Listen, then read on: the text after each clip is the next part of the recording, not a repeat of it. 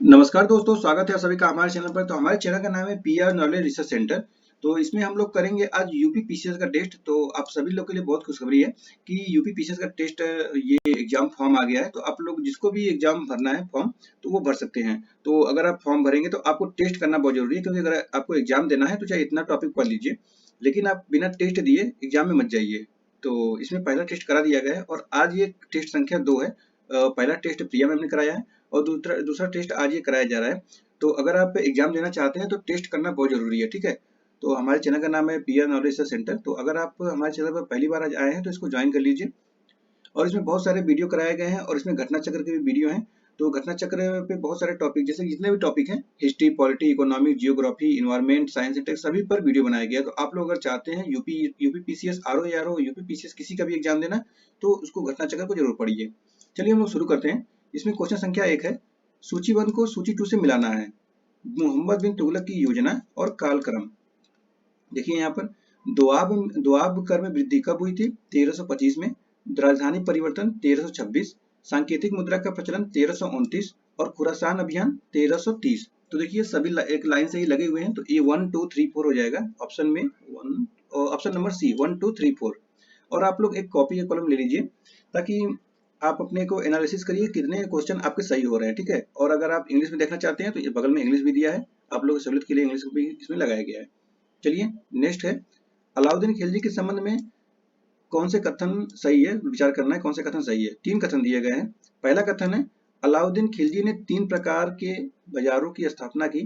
प्रथम अनाजों का बाजार, द्वितीय कपड़ों एवं अन्य सामग्रियों का बाजार और तृतीय घोड़ों, मवेशियों और गुलामों का बाजार था। दूसरा कथन है, खिलजी ने हिंदुओं पर भूमि कर यानी खराज, चरागाह कर यानी चरा, चुनाव कर यानी जजिया, घर कर यानी घरी आदि को लागू किया था। और तीसरा कथन है, भारत देश की राजधानी दिल्ली में महरौली नामक जगह पर कुतुब कॉम्प्लेक्स में अलाउद्दीन खिलजी की कब्र बनाई गई। तो इसमें बताना है कौन सा सही उत्तर है। पहला ऑप्शन है 1 और 2, दूसरा है 2 और 3, तीसरा है केवल 1 या चौथा है उपयुक्त सभी। तो ये ऑप्शन डी हो जाएगा, उपयुक्त सभी। इसमें तीनों के तीनों कथन सही है। तो आप लोग इसको पढ़िए ध्यान से, कोई ऐसे ही स्टेटमेंट लगाकर क्वेश्चन पूछेगा। नेक्स्ट क्वेश्चन आता है, शिवाजी के समय में भूमि राजस्व की दर उपज का कितना भाग थी? तो ये 1/3 थी। 1/3 हो जाएगा, ऑप्शन नंबर सी में है। अगला क्वेश्चन आता है क्वेश्चन नंबर 4, निम्नलिखित में से कुतुबुद्दीन नहीं, कुतुबुद्दीन ऐबक के विषय में कौन सा कथन सत्य है? ठीक है। खोखरों को परास्त कर गोरी जब गजनी वापस जा रहा था तो उसने भारत में अपने विजित हुए प्रदेशों का प्रतिनिधि ऐबक को नियुक्त किया। और दूसरा है, औपचारिक रूप से ऐबक 1206 ईस्वी को गद्दी पर बैठा। तीसरा है, ऐबक ने अपने नाम के कोई सिक्के जारी नहीं किए थे। तो देखिए इसमें कथन है 1 और 2, 2 और 3, केवल 1 और उपयुक्त सभी। तो इसमें भी सही है, तो उपयुक्त हो जाएगा, उपयुक्त सभी सही हो जाएंगे। तो गोरी के लड़के, जो मोहम्मद गोरी था उसके लड़के की शादी कर लिया था, तो इसको प्रतिनिधि के रूप में ऐबक को यहाँ पर पूरे भारत जितना जीता हुआ था वो देकर चला गया था ऐबक को। तो ये सभी कथन सही है, ठीक है। अगला क्वेश्चन आता है, मलिक कफूर से संबंधित निम्नलिखित कथनों पर विचार कीजिए। देखिए आज मिडिएबल हिस्ट्री का ही है, ठीक है। मिडिएबल हिस्ट्री के जितने भी क्वेश्चन है इसमें हम लोग पढ़ेंगे। ठीक है। 3 कथन दिए गए हैं। मलिक कफूर को ताज अल दिन इज अल दौरा के नाम से भी जाना जाता है। दूसरा है, अलाउद्दीन के जनरल नुसरत खान ने उसे खरीदने के लिए 1000 दिनार का भुगतान किया था। किसको? मालिक कफूर को। इसीलिए मालिक कफूर को हजार दिनारी भी कहा जाता है। और तीसरा कथन है, मालिक कफूर मूल रूप से एक हिंदू गुलाम था। तो देखिए ये इसमें कथन है 1 और 2, 2 और 3, ये केवल 1 या उपयुक्त सभी। तो ये हो जाएगा उपयुक्त सभी, ऑप्शन नंबर डी। तो देखिए ये तीनों के तीनों कथन सही है और ये कि हिंदू गुलाम था, याद रखिएगा। अगला क्वेश्चन है क्वेश्चन नंबर 6, आला उदल के संबंध में निम्नलिखित में से कौन सा कथन असत्य है? कौन सा कथन असत्य से बताना है। पहला है, आला उदल 2 सेना नायक थे। और दूसरा है, आला उदल बाबर के दरबार में रहते थे। तीसरा है, आला उदल ने पृथ्वीराज चौहान के साथ युद्ध करते हुए अपनी जान गंवाई थी। और चौथा है, आला उदल का जन्म बुंदेलखंड के महोबा में हुआ था। तो ये आपका इसमें पहला जो है ये गलत है। आला उदल 2 सेना नायक थे, ये गलत है। आला उदल दो सेना नायक परमदेव के दरबार में रहते थे, जिन्होंने पृथ्वीराज चौहान के साथ युद्ध करते हुए अपनी जान गंवाई थी। तो अगला क्वेश्चन है क्वेश्चन नंबर 7। सूची 1 को सूची 2 से मिलाना है। यहाँ पर शासक है और यहाँ पर उसके संबंध से है। तो देखिए, तुर्क ए चहलगानी ये का गठन ये किया था इल्तुतमिश, और सैन्य विभाग दीवान ए अर्ज की स्थापना तो ये किया था बलबन ने, और दीवान ए रियासत का गठन तो ये किया था अलाउद्दीन ने, और स्वयं को खलीफा घोषित किया था मुबारक खिलजी ने। तो इस प्रकार 1 2 3 4 हो जाएगा ऑप्शन नंबर सी।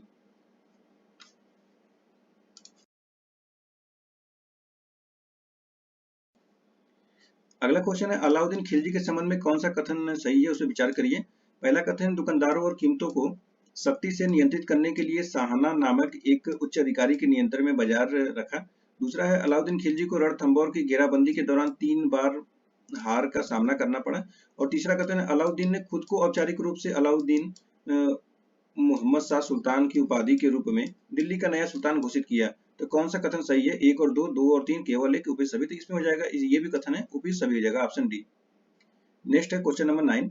निम्नलिखित विदेशी यात्रियों में से किसने विजयनगर शासकों द्वारा मनाए जाने वाले महानवमी त्योहार के बारे में काफी विस्तार से लिखा है? इब्न बतूता, डोमिंगो पायस, हर्ष, या इसमें से कोई नहीं? तो ये हो जाएंगे आपके डोमिंगो पायस। तो देखिए, विजयनगर का विस्तृत इतिहास डोमिंगो पायस द्वारा लिखा गया है। वह कृष्णदेव राय के शासनकाल के दौरान लगभग 1520 से 1522 में विजयनगर की यात्रा पर आया था। ये महानवमी त्योहार में आगंतुक शहर की दीवारों, फाटकों, सड़कों और बाजारों के साथ साथ शहर के प्रमुख मंदिरों के बारे में अमूल्य जानकारी देता है, जिसमें हम्पी का विरूपक्ष भी शामिल है। और 9 दिनों के महान पर्व के संबंध में उसने बताया कि एक संरचना को विजय के घर के रूप में संदर्भित करता है, जिसे इतिहासकार महानवमी डिब्बे के साथ समानता देते हैं। और त्योहार में जानवरों, योद्धाओं और दरबारी महिलाओं के साथ साथ कुश्ती के मैच, आतिशबाजी और अन्य मनोरंजन के कई जुलूस भी शामिल होते हैं। ठीक है, अगला आता है क्वेश्चन नंबर 10, कुतुबुद्दीन ऐबक के संबंध में है। पहला कथन है इसमें, कुतुबुद्दीन ने मंदिरों को तोड़कर जिन मस्जिदों का निर्माण करवाया था, पहली मस्जिद दिल्ली में स्थित है जिसका नाम है कुव्वत उल इस्लाम। और दूसरा कथन है, दूसरी मस्जिद अजमेर में स्थित है जिसे 2.5 दिन का झोपड़ा कहते हैं। और तीसरा है, लाख बख्श की उपाधि प्रदान की गई थी, जिसका अर्थ है लाखों का दान करने वाला। तो ये तीनों के तीनों कथन सही है। तो इसमें देखिए, उपयुक्त सभी कौन सा है? ये 2 3, ऑप्शन नंबर सी है, इसका हो जाएगा। ये तीनों कथन सही है। ठीक है, क्वेश्चन नंबर 11 है, सल्तनत काल के तकनीकी विकास के संबंध में निम्नलिखित कथनों पर विचार कीजिए। पहला कथन है, सल्तनत काल में कुओं से सिंचाई के लिए एक नई तकनीक का विकास हुआ, जिसे साकिया या रहट कहा जाता था। दूसरा है, घोड़े के पैर में लगाए जाने वाला नाल भी तुर्कों के आगमन से प्रयोग में आया। तीसरा है, स्थापत्य में चूनागार और सुर्खी का प्रयोग सल्तनत काल से होने लगा। तो कौन सा कथन इसमें सही है? तो आपका ये हो जाएगा, उपयुक्त सभी हो जाएंगे, सभी कथन सही है। ठीक है, याद कर लीजिए, ऐसे इसको कोई भी एक कथन पूछ देगा। अब आता है क्वेश्चन नंबर 12, फिरोज शाह तुगलक के संबंध में है, कौन सा कथन सही है? पहला है, शासक बनने के बाद उसने उड़ीसा के जगन्नाथ मंदिर को ध्वस्त करवा दिया था, फिरोज शाह तुगलक ने, सही है। और दूसरा है, फिरोज शाह तुगलक के शासनकाल में दासों की संख्या सर्वाधिक थी, ये भी सही है। वह ब्राह्मणों पर जजिया कर लगाने वाला पहला मुसलमान था, तो ये भी सही है। तो ऑप्शन डी हो जाएगा। तो देखिए, 351 ईस्वी में फिरोज शाह तुगलक शासक बना और उसने उड़ीसा के जगन्नाथ मंदिर को ध्वस्त करवा दिया था। फिरोज तुगलक ब्राह्मणों पर जजिया कर लगाने वाला पहला मुसलमान था और उसने जौनपुर, फिरोजपुर, फिरोजाबाद तथा फतेहाबाद जैसे 300 नगरों की स्थापना की थी, 300 नगर। और फिरोज तुगलक ने इक्ता प्रथा की दोबारा शुरुआत कर दी।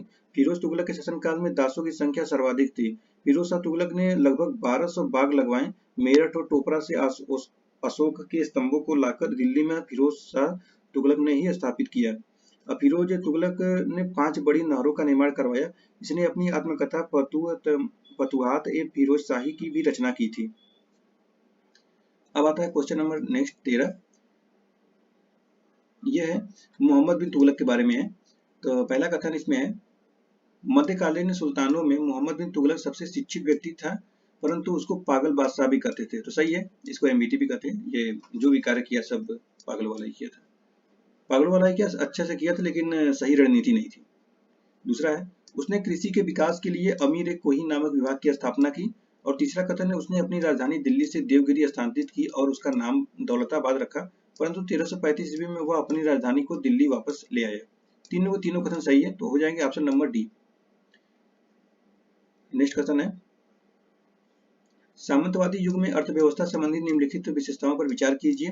पहला कथन है शाही एवं सामुदायिक स्वामित्व की जगह भूमि के व्यक्तिगत स्वामित्व का विकास हो रहा था। और दूसरा है उप सामंतीकरण, बेदखली और अपारंपरिक करों के आरोपण तथा बंधुआ मजदूरी के माध्यम से कृषकों की पराधीनता का आरंभ। और तीसरा कथन है व्यापार और दस्तकारी से अर्जित आय का दान आदि कार्यों के लिए रूपांतरण। ये हो जाएंगे ऑप्शन नंबर सी। सभी के सभी कथन सही है। यहाँ से मिलान करने वाला क्वेश्चन है, मिलान करते हैं। यात्री है और संबंध है। मार्को पोलो इटली से था, इब्न बतूता मोरक्को से था, अलबरूनी उज्बेकिस्तान से था और फ्रैंकोइस फर्नियर फ्रांस से था। तो इस प्रकार 1 2 3 हो जाएगा, 1 2 3 4 4 हो जाएगा, option number C. Next question है 8वीं शताब्दी के मध्य के राजवंशों से संबंधित निम्नलिखित कथनों पर विचार कीजिए। पहला कथन है इस समय भारत के 3 कोनों में 3 शक्तिशाली राजवंशों का उदय हुआ था। ये राजवंश थे दक्षिण में राष्ट्रकूट, पूर्व में पाल और पश्चिमी तथा उत्तरी भारत में गुर्जर पतियार थे। और ये तीनों शक्तियां कन्नौज पर अधिकार करके उत्तर भारत के अधिकांश भाग पर अपना प्रभुत्व स्थापित करना चाहती थी। तो ये हो जाएगा तीनों के तीनों कथन सही है, ऑप्शन नंबर डी हो जाएगा। नेक्स्ट है कन्नौज से संबंधित निम्नलिखित कथनों पर विचार कीजिए। पहला कथन है हर्ष के समय से कन्नौज ने उत्तर भारत के एक प्रमुख नगर का स्थान ग्रहण कर लिया था। दूसरा है तट पर स्थित होने के कारण नदी मार्ग से होने वाले व्यापार की दृष्टि से उत्तर एवं पूर्वी भारत के मध्य वह बहुत महत्वपूर्ण कड़ी थी। तीसरा है कन्नौज का क्षेत्र गंगा और यमुना के मध्य स्थित होने के कारण भारत का सर्वाधिक उपजाऊ क्षेत्र था। तो कौन सा कथन इसमें सही है? तो ये सभी के सभी कथन सही है, ऑप्शन नंबर डी हो जाएगा। तीनों कथन सही है, ठीक है, याद कर लीजिए। अब यहाँ पर सूची 1 को सूची 2 से मिलाने वाला क्वेश्चन है। मुगल बादशाह और मूल नाम बहादुर शाह प्रथम मुअज्जम कहते थे, रंगीला को रोशन अख्तर था और आलमगीर द्वितीय है अजमुद्दीन और शाह आलम द्वितीय अली गौर। ये हो जाएगा 1 2 3, ऑप्शन नंबर हो जाएगा सी में है। अगला क्वेश्चन है क्वेश्चन नंबर 19 है राजा भोज से संबंधित निम्नलिखित कथनों पर विचार कीजिए। पहला कथन है राजा भोज परमार एवं पराक्रमी सेना नायक था। लगातार युद्ध द्वारा उन्होंने अपने राज्य की सीमा पर्याप्त विस्तृत कर ली थी। दूसरा है उनके साम्राज्य में मालवा खान देश, बांसवाड़ा, चिली और गोदावरी घाटी का कुछ हिस्सा शामिल था। तीसरा कथन है उन्होंने प्राचीन राजधानी उज्जैन को छोड़कर धार को अपनी राजधानी बनाया। तो तीनों के तीनों कथन सही है, ऑप्शन नंबर डी हो जाएगा। नेक्स्ट क्वेश्चन है क्वेश्चन नंबर 20। बाजार नियंत्रण करने के लिए अलाउद्दीन खिलजी द्वारा बनाए गए नवीन पदों में से कौन सा कथन असत्य है? तो देखिए यहाँ पर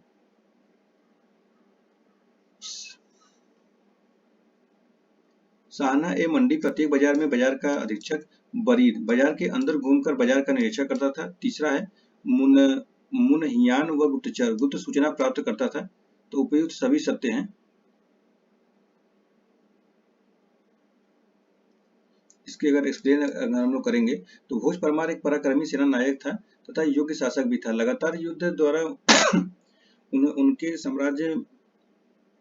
साम्राज्य में मालवा खानदेश, डूंगरपुर, बांसवाड़ा, चिली और गोदावरी घाटी का कुछ हिस्सा शामिल था।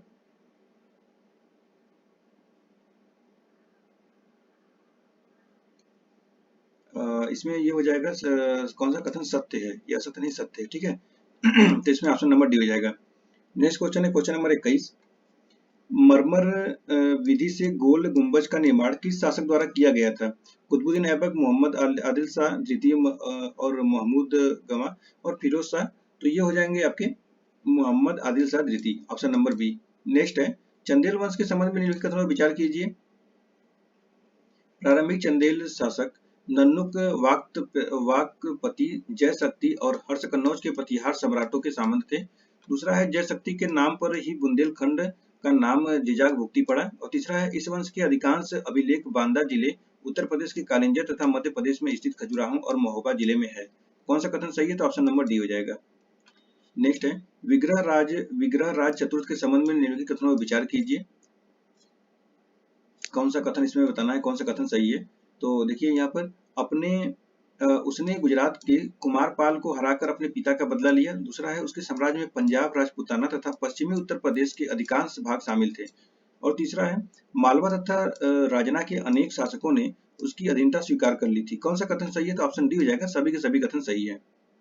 24 नंबर क्वेश्चन है, सूफी मत के संबंध में कौन सा कथन सही है? सूफी का अर्थ जो अपनी पवित्र रचनाओं और गीतों के माध्यम से आत्मा और परमात्मा के मिलन की बात करते हैं। दूसरा है, सूफी मत इस्लाम के भीतर ही एक सुधारवादी आंदोलन के रूप में ईरान से प्रारंभ हुआ था। कौन सा कथन इसमें सही है? तो इसमें हो जाएगा आपका दोनों कथन सत्य है, ऑप्शन नंबर डी हो जाएगा। क्वेश्चन आता है 25 नंबर, गोस्वामी तुलसीदास जी के बारे में निम्नलिखित कथनों पर विचार कीजिए। पहला कथन, तुलसीदास जी के मुगल शासक अकबर के समकालीन थे। दूसरा कथन है, तुलसीदास जी का जन्म उत्तर प्रदेश के वर्तमान कुशीनगर जिले में हुआ था। तीसरा है, गीतावली, रामचरितमानस और बरबे रामायण इनकी प्रसिद्ध रचनाएं हैं। तो इसमें बताना है कि कौन सा कथन इसमें सत्य है।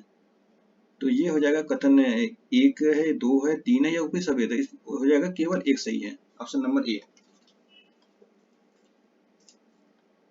अब आता है 26 नंबर क्वेश्चन, निम्नलिखित में से अतारकीन का दरवाजा इल्तुतमिश ने किसकी याद में बनवाया? तो यह है हमीदुद्दीन नागौरी, ऑप्शन नंबर हो जाएगा ए। नेक्स्ट है, जकात नामक एक धार्मिक कर संपत्ति का कितना प्रतिशत लिया जाता था? तो 2.5%, 1.5%, 3%, उपयुक्त में से कोई नहीं। तो उपयुक्त में से कोई नहीं जाएगा, ऑप्शन डी हो जाएगा।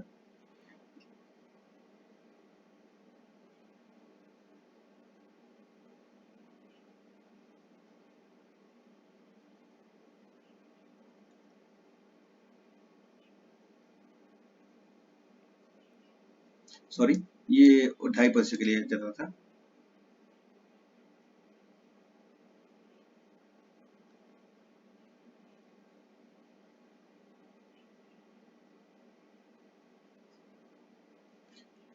अब महमूद गजनवी का सबसे चर्चित आक्रमण सोमनाथ मंदिर पर कब आक्रमण हुआ था? तो यह हुआ था आपका 1025 ईस्वी में। तो देखिए, महमूद गजनवी का भारत पर 17 बार आक्रमण किया। महमूद गजनवी ने भारत पर पहला आक्रमण 1001 ईस्वी में किया था। यह आक्रमण शाही राजा जयपाल के विरुद्ध था। नेक्स्ट क्वेश्चन है, क्वेश्चन नंबर 29, अपनी आत्मकथा में बाबर ने केवल 2 हिंदू शासकों का उल्लेख किया, उनमें शामिल थे आपके मेवाड़ और विजयनगर। देखिए, तुर्की भाषा में लिखी गई अपनी आत्मकथा में बाबर ने केवल 5 मुस्लिम शासकों ने दिल्ली, बंगाल, मालवा, गुजरात और बहमनी तथा केवल 2 हिंदू शासकों के मेवाड़ तथा विजयनगर का उल्लेख किया है। तुर्की में लिखा था। अगला क्वेश्चन है, निम्नलिखित में से जजिया कर किससे लिया जाता था? जजिया कर तो ये लिया जाता था गैर मुसलमानों से, मतलब जो मुसलमान नहीं है उनसे, गैर मुसलमान, ऑप्शन नंबर ए हो जाएगा। निम्नलिखित में से किसकी मृत्यु पर एक अंग्रेज लेखक ने लिखा है कि फडणवीस की मृत्यु के बाद मराठों की समस्त क्षमता, चतुरता एवं सूझबूझ का अंत हो गया? तो यह लिखा था आपका Nana Phadnavis, option number B. निम्नलिखित में से सर थॉमस रोजदूत के रूप में किसके दरबार में आया था? तो यह आया था जहांगीर। अगला क्वेश्चन है, निम्नलिखित में से पेगोड़ा तथा हुड़ क्या है? पेगोड़ा तथा हुड़, यह हो जाएगा विजयनगर तथा बहमनी की मुद्रा। पेगोड़ा तथा हुड़ मुद्रा की 2 भिन्न शैलियां हैं। विजयनगर की मुद्रा पेगोड़ा तथा बहमनी राज्य की मुद्रा हुड़ थी। नेक्स्ट क्वेश्चन है, आयंगर व्यवस्था के संबंध में निम्नलिखित कथनों पर विचार कीजिए। पहला कथन है, प्रशासन को सुचारू रूप से संचालित करने के लिए प्रत्येक ग्राम को एक स्वतंत्र इकाई के रूप में संगठित करने की एक व्यवस्था थी। दूसरा है, इससे संगठित ग्रामीण इकाइयों पर शासन हेतु 12 प्रशासकीय अधिकारियों की नियुक्ति की जाती थी, जिनको सामूहिक रूप से आयंगर कहा जाता था। तीसरा है, ये अवैतनिक होते थे, इनका पद अनुवांशिक होता था। कौन सा कथन सही है इसमें? तो ये हो जाएगा ऊपरी सभी, ऑप्शन नंबर डी हो जाएगा। अगला क्वेश्चन है 35, निम्नलिखित में से कौन सी जगह मध्यकालीन भारत में बुंदेलखंड के चंदेलों की राजधानी थी? चित्रकूट, महोबा, खजुराहो, झांसी। तो हो जाएगा खजुराहो।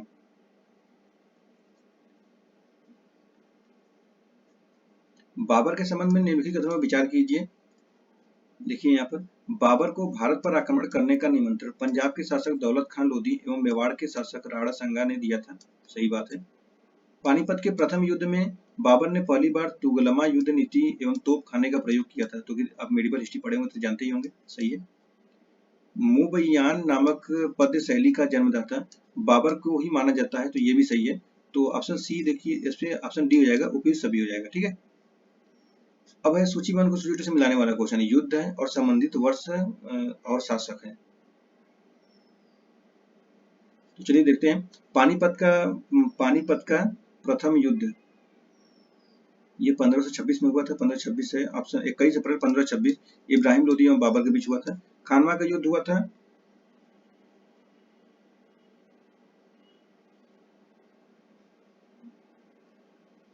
हाँ सॉरी, यहाँ पे खानवा का युद्ध 17 मार्च 1527 ईस्वी को राणा सांगा और बाबर बाबर के बीच हुआ था। चंदेरी का युद्ध यह 29 जनवरी 1528 ईस्वी में मेदिनी राय एवं बाबर के बीच हुआ था। और चौथा घाघरा का युद्ध 6 मई 1529 ईस्वी को अफगानों एवं बाबर के बीच हुआ था। तो याद रख लीजिए, पानीपत का 1526 में इब्राहिम लोदी और बाबर, खानवा है 1527 में राणा सांगा और बाबर के बीच में, चंदेरी का है मेदिनी राय और बाबर के बीच में, और घाघरा है अफगानों एवं बाबर के बीच में। ठीक है, 1529 में। तो इस प्रकार ऑप्शन नंबर ए हो जाएगा। नेक्स्ट है क्वेश्चन नंबर 38। निम्नलिखित कथनों पर विचार कीजिए, कौन सा कथन इसमें सत्य है बताना है। रामानंद की शिक्षा से दो संप्रदायों का प्रादुर्भाव हुआ, सदगुण जो पुनर्जन्म में विश्वास रखता है और निर्गुण जो भगवान के निराकार रूप को पूजता है। दूसरा है सगुण संप्रदाय के सबसे प्रसिद्ध प्रतिनिधि थे तुलसीदास और नाभादास, और तीसरा है निर्गुण संप्रदाय के सबसे प्रसिद्ध प्रतिनिधि थे कबीर। तो कौन सा कथन इसमें सही है, ए बी सी डी। तो इसमें हो जाएगा ऑप्शन नंबर डी, ऊपरी सभी हो जाएगा। तो क्वेश्चन नंबर 39 है, अमृतसर सरोवर के बीच हरमिंदर साहिब जिसे गोल्डन टेम्पल के नाम से जाना जाता है का निर्माण किसने करवाया था। तो ये कराए थे ए बी सी डी में से बताइए कौन सा है। तो ये अर्जुन देव ने कराया था, option number C. Next question है, शिवाजी के आध्यात्मिक गुरु का नाम क्या था। तो ये थे रामदास। शिवाजी के आध्यात्मिक गुरु रामदास थे। दादा कोड़देव शिवाजी के संरक्षक भी थे। रामदास ने बारकरी पवित्र तीर्थ यात्रा संप्रदाय को घरकरी स्वतंत्रता सेनानी संप्रदाय के रूप में बदल दिया था। ये कर्मवाद पर जोर देते थे। क्वेश्चन नंबर 41 है, निम्नलिखित में से गुजरात का प्रसिद्ध शासक कौन था। महमूद बेगड़ा, अकबर, मूल राज। तो ये महमूद बेगड़ा, ये रात में सोता था तो चिकन का समोसा लेके सोता था, इसको बहुत भूख लगती थी, बहुत खाता था। कालीकट में 1498 ईस्वी में वास्को डी गामा के साथ उतरने वाले गुजराती पायलट का नाम क्या था। अब्दुल मजीद मोहम्मद जमोरिन। तो याद रख लीजिए इसको, ये हैं आपके अब्दुल मजीद, ऑप्शन नंबर ए। जमोरिन तो स्वागत किया था, ऑप्शन ए हो जाएगा। नेक्स्ट है, निम्नलिखित में से अकबर के शासनकाल के प्रमुख गायक कौन थे। तानसेन, बाज बहादुर, दसवंत, या ए और बी दोनों। ये हो जाएंगे ए और बी दोनों, यानी कि तानसेन और बाज बहादुर। अकबर से संबंधित निम्नलिखित कथनों पर विचार कीजिए। अकबर के दरबार को सुशोभित करने वाले नवरत्न थे। अबुल फजल यह अकबरनामा और आईने अकबरी के लेखक थे। फैजी यह एक प्रसिद्ध कवि थे और तानसेन अकबर के दरबार में एक प्रमुख संगीतकार थे। और चौथा है राजा टोडरमल अकबर के वित्त मंत्री थे। कौन सा कथन इसमें सही है। तो इसमें देखिए ऊपर सभी सही है, ऑप्शन नंबर डी हो जाएगा। विदेशी आक्रमणकारियों से राजपूतों की पराजय का मुख्य कारण क्या था। राजपूतों की स्थायी सेना का अभाव, राजपूतों की राजनीतिक एकता का अभाव, आक्रमणकारियों की सैनिक शक्ति, या तुर्कों में धार्मिक जोश। तो ये हो जाएगा राजपूतों की राजनीतिक एकता का अभाव था, ऑप्शन नंबर बी। अगला क्वेश्चन है, निम्नलिखित में से कौन पानीपत के तृतीय युद्ध के समय पेशवा था। बालाजी बाजीराव, बालाजी द्वितीय, माधवराव, या बाजीराव प्रथम। तो ये हो जाएगा Balaji Bajirao, option number A. Kabir के संबंध में असत्य कथन कौन सा है, पहचानिए। कबीर का जन्म 1225 ईस्वी में वाराणसी में हुआ था। दूसरा है नीरू तथा नीमा उसका पालन किया। साखी, शबद, रामायणी यहाँ उनकी लिखा है, उसकी लिखा हुआ बार बार। उनकी 3 रचनाएं हैं और वह रामानंद के शिष्य थे। तो ये हो जाएंगे आपके कबीर 1225 ईस्वी में वाराणसी में हुआ था, ये गलत है। देखिए, तो कबीर का जन्म 1425 ईस्वी में हुआ था। एक विधवा ब्राह्मणी के गर्भ से हुआ था। उसने नवजात को वाराणसी में लतारा के पास एक तालाब के समीप छोड़ दिया। नीरू तथा नीमा ने उसका पालन पोषण किया था। कबीर के गुरु का नाम रामानंद, और साखी, शबद, रामायणी उसकी 3 प्रमुख रचनाएं थी उनकी। क्वेश्चन नंबर 48 है, एकता प्रथा के संबंध में निम्नलिखित कथनों पर विचार कीजिए। अलाउद्दीन खिलजी ने एकता प्रथा को समाप्त किया था। और दूसरा है एकता प्रथा की दोबारा शुरुआत फिरोज शाह तुगलक ने की थी। कौन सा कथन सही है इसमें। तो इसमें देखिए 1 और 2 दोनों, ऑप्शन नंबर डी है, दोनों सही है। 49 नंबर क्वेश्चन है, मदिरा एवं अन्य मादक द्रव्यों के प्रयोग पर निषेध लगाने वाला मुगल सम्राट कौन था। तो ये था जहांगीर, अपने पिता था और सबको निषेध कर दिया था। निम्नलिखित में से अकबर का सेनापति कौन था? अकबर का सेनापति, तो ये है मान सिंह। देखिए राजा मान सिंह ने ये अकबर के सेनापति थे और अकबर के ससुर भारमल के पौत्र थे। मियाँ तानसेन इनका असली नाम तन्ना मिश्रा था। वह शुरू में स्वामी हरिदास के शिष्य थे और बाद में इन्होंने हजरत मोहम्मद गौस से संगीत सीखा था। यह अकबर के दरबार में एक प्रमुख संगीतकार भी थे। अगला क्वेश्चन आता है, अकबर के संबंध में कौन सा कथन सही है? दीन ए इलाही धर्म का प्रधान पुरोहित अकबर था। दूसरा है, अकबर के दीवान राजा टोडरमल ने 1580 ईस्वी में 10 साला बंदोबस्त व्यवस्था लागू की। और तीसरा कथन है, अकबर ने जैन धर्म के जैनाचार्य हरि विजय के सूरी को जगत गुरु की उपाधि प्रदान की थी। और चौथा कथन है, राजस्व प्राप्ति की जब्ती प्रणाली अकबर के शासनकाल में प्रचलित थी। कौन सा कथन इसमें सही है इनका? तो ये हो जाएगा आपका ऑप्शन नंबर डी, चारों के चारों कथन सही है। अब है क्वेश्चन नंबर 52, सूचीबद्ध को सूची में लाइए। युद्ध और वर्ष है। बिलग्राम का युद्ध 1540 में हुआ था। सरहिंद का युद्ध 55 में हुआ था। देवरा का युद्ध 1531 में हुआ। चौसा का युद्ध 1539 में हुआ था। तो 1 2 3 4 हो जाएगा। ऑप्शन नंबर किसमें है? ए में है। क्वेश्चन नंबर 53 है, हुमायूं के संबंध में निम्नलिखित कथनों पर विचार कीजिए।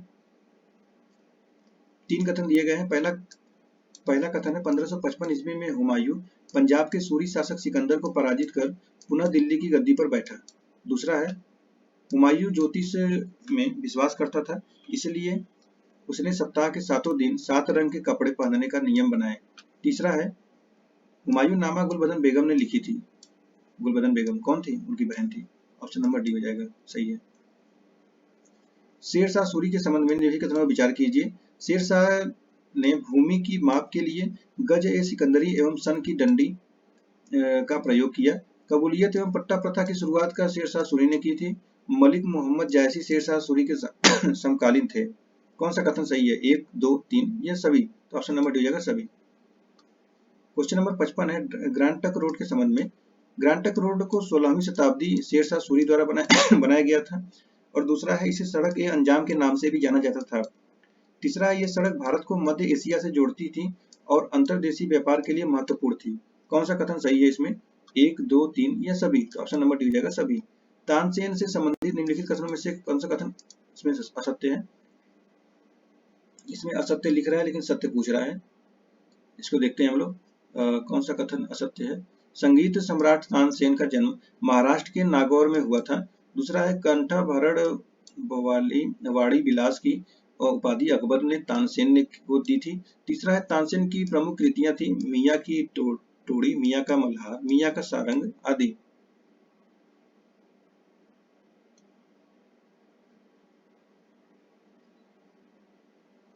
तो देखिए, अगर यहाँ पर यह असत्य लिखा है, यहाँ पर सत्य पूछा है, तो ऑप्शन डी हो जाएगा, सत्य है।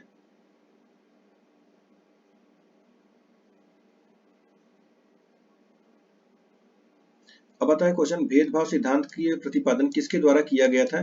तो यह किया गया था आपका निम्बार्काचार्य। 1 मिनट, इसको पढ़िए क्वेश्चन को, तब तक मैं बताता हूँ।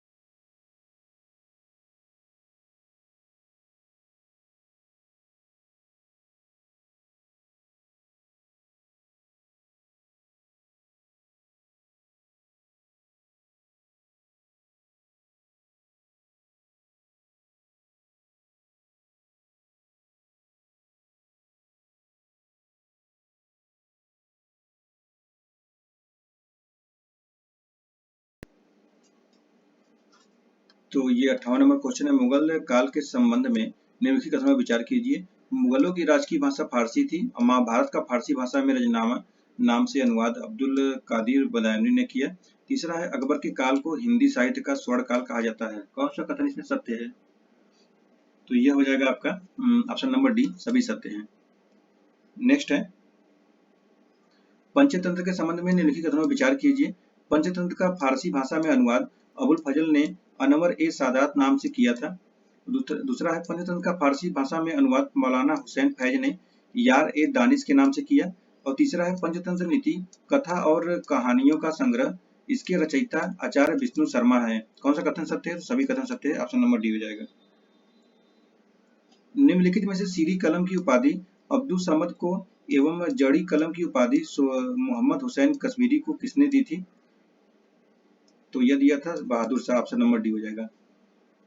बुलंद दरवाजा से संबंधित निम्नलिखित कथनों पर विचार कीजिए। बुलंद दरवाजे का निर्माण सम्राट अकबर ने गुजरात विजय की स्मृति में 1602 ईस्वी में करवाया था। दूसरा है बुलंद दरवाजा फतेहपुर सीकरी उत्तर प्रदेश में स्थित है। तीसरा है बुलंद दरवाजा 53.63 मीटर ऊंचा और 35 मीटर चौड़ा है। कौन सा कथन सही है? तो इसमें देखिए, इसमें तो ऑप्शन बी है, केवल दो सही है। ठीक है, अकबर ने सीरी कलम की उपाधि अब्दुल शाह को एवं जड़ी कलम की उपाधि मोहम्मद हुसैन कश्मीरी को दी थी। और मुगल सम्राट अकबर ने अनुवाद विभाग का स्थापना भी किया था। चलिए अगला क्वेश्चन देखते हैं।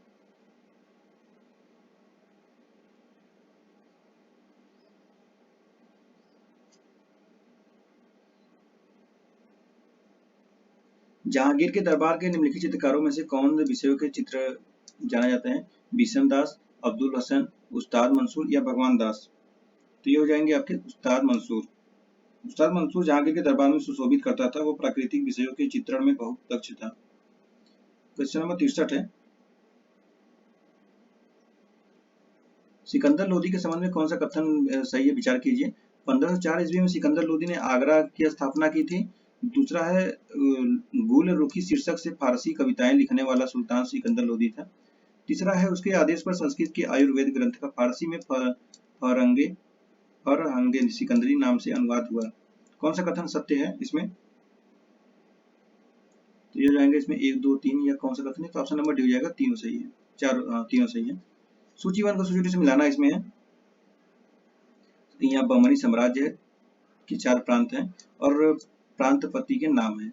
दौलताबाद का तरफदार मसनद ए अली, बरार का तरफदार ये है मजलिस ए अली, बिदर का तरफदार ये है अजाम ए हुमायूं, गुलबर्गा तरफदार ये है मालिक नायक। तो ऑप्शन ए हो जाएगा, 1, 2, 3, 4 चारों सही, मतलब लाइन सही है। क्वेश्चन नंबर 65 है,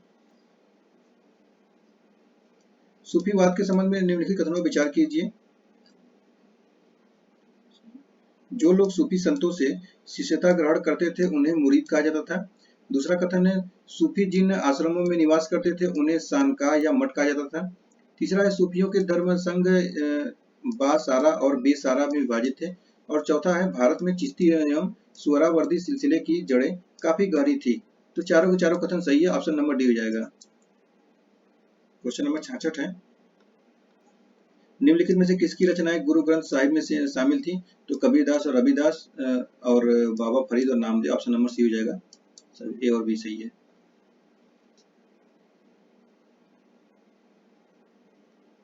मध्यकालीन भारत के उस संत कवि का नाम बताइए जिसने निपक यममारा का अनुमोदन किया। तो ये दादू दयाल है, ऑप्शन नंबर बी हो जाएंगे। देवराय द्वितीय के संबंध में कौन सा कथन सही है? संगम वंश का सबसे प्रतापी राजा देवराय द्वितीय था। और फारसी राजदूत अब्दुल रज्जाक देवराय द्वितीय के शासनकाल में विजयनगर आया था। तीसरा है, एक अभिलेख में देवराय द्वितीय को जगबेटकर हाथियों का शिकारी कहा गया था। कौन सा कथन सही है? 1, 2, 3 या तीनों सही है? तो इसमें हो जाएगा तीनों के तीनों कथन सही है, ऑप्शन नंबर डी। निम्नलिखित में नेक्स्ट क्वेश्चन, निम्नलिखित में से किसने परमेश्वर की उपाधि धारण की तथा हर्षवर्धन को नर्मदा नदी तट पर पराजित किया था? तो ये है पुलिकेशन द्वितीय, ऑप्शन नंबर बी हो जाएगा। नेक्स्ट है, विक्रमशिला विश्वविद्यालय एवं सोमपुरी विहार की स्थापना किसने की थी? धर्मपाल, गोपाल, कर्मपाल या ए और बी? तो ये हो जाएगा आपके धर्मपाल।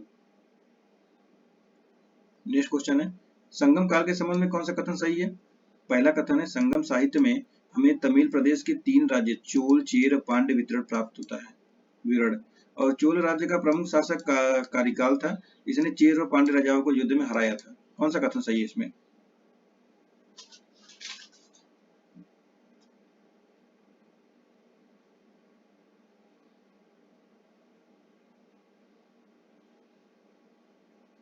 तो ऑप्शन डी है, दोनों के कथन गलत है।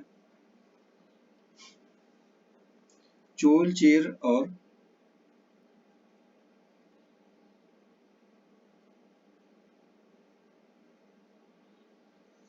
देखिए इसमें सी सही हो जाएगा, सी वाला, ठीक है, उसमें सी सही होगा, डी नहीं। नेक्स्ट है, चोल और चेर पांड्य के संबंध में निम्नलिखित कथनों पर विचार कीजिए। चोल साम्राज्य की राजधानी प्रारंभ करैयर तथा कालांतर में कावेरी पत्तनम थी, और चेरों की राजधानी करयूर अथवा बाजीपुर था, और पांड्य इसकी राजधानी मदुरा थी। कौन सा कथन सही है? तो ऑप्शन डी है, तीनों कथन सही है। सूचीबद्ध को सूची से मिलाना है। वर्ष और घटना है, 1761 में पानीपत तीसरी लड़ाई हुई थी, 1565 में विजयनगर साम्राज्य का पतन हुआ था, 1576 में अकबर ने महाराणा प्रताप को हराया, 1757 में अंग्रेजों ने सिराजुद्दौला को हराया। 1 2 3 4 चारों से एक लाइन्स लगा हुआ है। क्वेश्चन नंबर 74 है, विश्व इतिहास में मैकियावेली के संबंध में निम्नलिखित कथनों पर विचार कीजिए। आधुनिक विश्व का प्रथम राजनीतिक चिंतन फ्लोरेंस निवासी मैकियावेली को माना जाता है। मैकियावेली की प्रसिद्ध पुस्तक द प्रिंस राज्य एक नवीन चित्र प्रस्तुत करती है। और तीसरा है, आधुनिक सामाजिक और ऐतिहासिक दर्शन का जनक मैकियावेली को कहा जाता है। कौन सा कथन सही है इसमें? तो ये हो जाएंगे आपके 1 और 2 सही है।